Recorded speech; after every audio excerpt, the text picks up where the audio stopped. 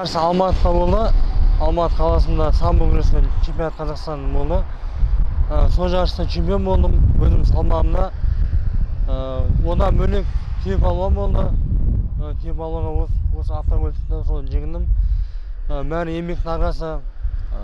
Тренерлеріме рахмет, Құрбай Мәди ағай, Бөгенбай Мұхтар ағай, Тәңірберген Дәурен ағай, барлықтарына рахмет. Сол кісілер арқасында Қырғызстанға бардық, Өзбекстанға бардық, дайындықта сборлар болды, ақылдарын айтты өздерінің. Сол арқасында осындай жеңістерге жетіп отырық. Бұнымен тоқтап қалған жоқпыз енді, алда мақсаттың бәрі алда. Құдай қаласа Қазақстан барысы, Олимпиада шыңы, Құдай қаласа әлем біріншілігі, Азия біріншілігі, соларда жеңіске жетсем деген бір өзімде алдасында бір не бар талап.